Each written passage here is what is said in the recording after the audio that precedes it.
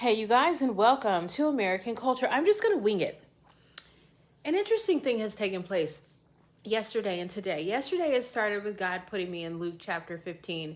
Basically, the story of the prodigal son, the lost coin, the lost sheep, and all that stuff. Just explaining how this is you finding yourself and your purpose and coming back to God and in a humbled position ready to serve. And I was like, well, I've been there for a while, so what's really going on? Because like you, I sat here and was like, well, when's the physical outside world going to change? Like, I'm 40, almost 40. I'm not 40 yet. I was 40 years old. I don't have any kids. I'm not married. You've been showing me all these grand things for my life, but it's just like I don't really have much to show for it. And right now I'm in a holding pattern. Don't get me wrong, to the outside world and to myself, this is fantastic. I'm not exactly suffering over here, you guys. But I just knew there was still there's something more. There's something more.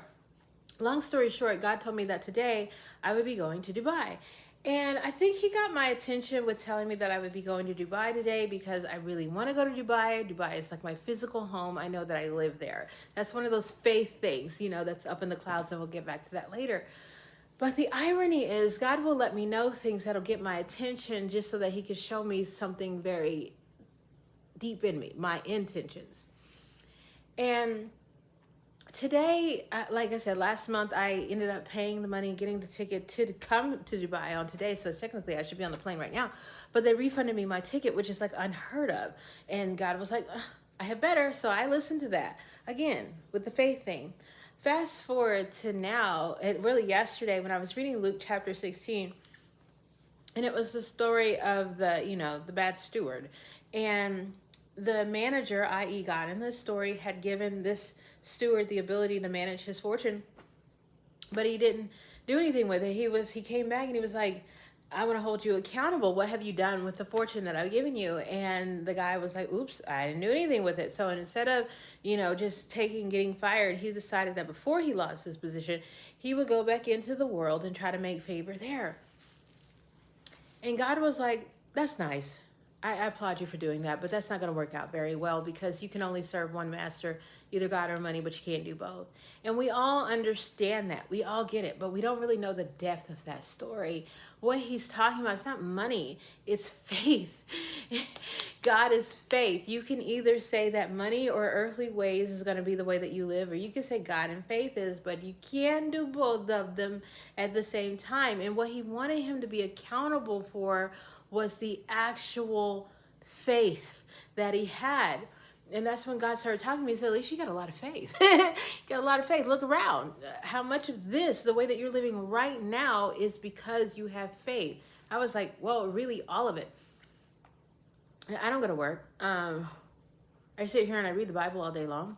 I make these little videos. I pack my bag, even proverbially, all this other stuff is based off of these unseen things. So he's like, what more evidence do you need? And that's what he's asking for. When he came back and was like, hey, where is this, that you were supposed to be managing? He's saying, what can you show me where you could take account that this is faith? This is how you bring this from up there to down here. It's by the things that you do. And for the first time in my life, I said, my life looks like I'm faithful, not just in Jesus, but in myself. My life looks like I believe me. But I believe that I'm getting married to somebody substantial. I believe that, I'm going to be a world changer. I believe all of these things.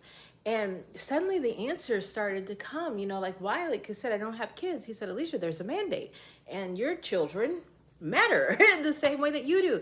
And it really mattered that I be who God made me to be before I basically delivered these gifts of humans into the world. 5:20 on the clock. I have to Google what that means because apparently that's special too.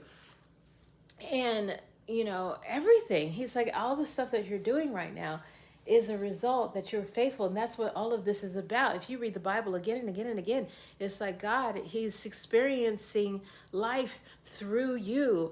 And he has this vision for the highest possible life that he can experience. But most of us, we have a little bit of faith that, oh, this will get better.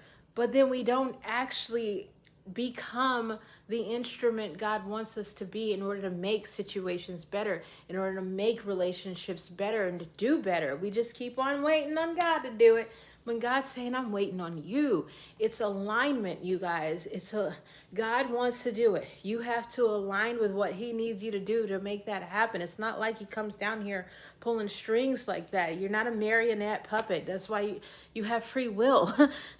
Is it beginning to make sense to you now? So yeah, he gives you all these things. Yeah, you're supposed to have a good relationship with that person, but it might also mean years of healing on your part before you know how to actually speak life back into the relationships that have died. Yeah, you are supposed to be able to start that business, but you have to believe that, when things start to look like they fall apart, you don't become the bad steward and go back into the world trying to earn a favor there, that you actually stick to the plan. That's why I say just keep walking in faith and you will see God show up along the way. There's so many Bible studies that say that he literally meets you on your walk. Paul to Saul, on your walk. Moses, on a walk. Everybody, it's just on a walk. He'll meet you there. The prodigal son, on a walk. And most of us, we're just staying in the exact same position, mentally, physically, emotionally, financially. We won't take a step of faith anywhere. We're constantly, oh, this feels shaky. Let me go back to what I know, the world. It doesn't help, and it never works out that way. So yeah, it's very interesting. I got up today, and God said, make a give, sin, go. And I thought that was a little strange. I wouldn't say that I hate doing that. It's just so weird because part of my head is still attached to the world, and the people are like, unless you're dying, which I guess I am kind of dying to the old version of self, but you know how it is. Like, they don't think that your story is good enough for that, but I did. I made the give, sin, go. I don't have any expectations upon it. I'm not like, oh, I think I'm going to look in there tomorrow. It's going to be $50,000. None of that. Honestly, you guys, I don't care. I don't care. I just thank God that he told me to do it. I'm going to put it at the end or in the little description of this video and call it a day, because now there's no going back. I've seen the cycle that the world can give me, and now having fully stepped into the woman that God made me, the Christ in me is living. It's only step by step by step, and it's not this far out in the future type of thing. So it's like I said, I thought that God wanted me to go to Dubai today, but he really wanted me to come home to myself. Oh, sorry about that. He really wanted, and I'm not going to edit it out, you guys. Women have nipples. They do. But he really wanted me to come back to me and be who I was supposed to be from birth. I know what life does. I know what the world does. I know what that chase of money and, I know what the human earthly experience does. And now I know what the human godly experience does. And once it clicks like that, there's no going back. So yeah, I'm being honored to walk in faith from here on out, that everything is taken care of in this earthly realm. I'm literally taking step by steps and moving forward, and my life is evidence of what I believe. My life is. I am the evidence I was looking for. I am the result. I am the confirmation. I am all of those things. I am her. Have a blessed day, you guys.